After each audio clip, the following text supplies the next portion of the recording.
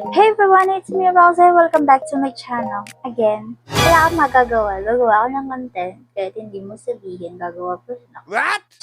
Today's video is may share ko sa inyong product na talaga namang go. Kung gusto niya ng ganitong labi, Wow. wala pong lip tint niya. Wala pong lip tint yan. Yan, ganyan ang kulay ng labi ko. Bago ko gamitin ang product na to, is sobrang hindi ganito yung labi ko. Parang medyo dark siya. So, ginamit ko tong Freshie. Freshie ba? Fresh shiny. So, ayan, meron na siyang vitamin C lip glow serum. So, parang lip, lang siya, parang lip gloss lang siya, ganyan. And then, meron siyang, yan nga, vitamin C, vitamin E, camellia seed oil. Sobrang ganda nito, mga mi. Ayan, ipapakita ko sa inyo. Isa itong shades niya palang binili ko is strawberry red. Ayan, ito siya. Maganda to sa balat kasi pag in-apply mo, parang, ito yung laman niya. Look. Ayan. Kulay white siya. Ayan, white. Ay! Tumulo. Ayan. White lang siya. Pero pag in-apply mo, kulay red na siya. Ayan.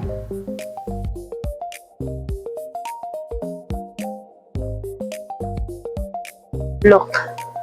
O, diba? So, ayan siya.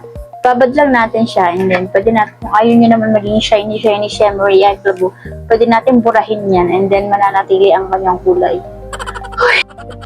Mabango siya, parang siyang candy.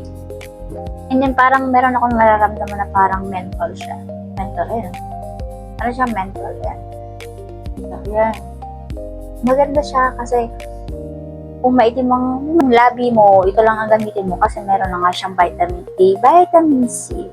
So, ginagamit ko siya sa gabi and umaga. Sa gabi, binababad ko talaga siya. And then, pagkagising ko sa umaga, sobrang ganda ng lips ko. Isabol, ganun. Ayan, buburahin natin siya. Ayaw natin ng mga shiny, family kabugo. Yung natin ng shiny niya. Ayan. O, diba? Ayan na.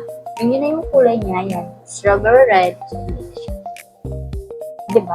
Maganda siya sa lips. So, kung consistent lang talaga ang paggagamit mo nito, talaga lang magaganda talaga ang labi mo. Ito yung packaging niya. Ayan. Very shiny. Maraming fake nito ha, guys. Ilalagay ko sa description box kung saan ko to nabili talaga.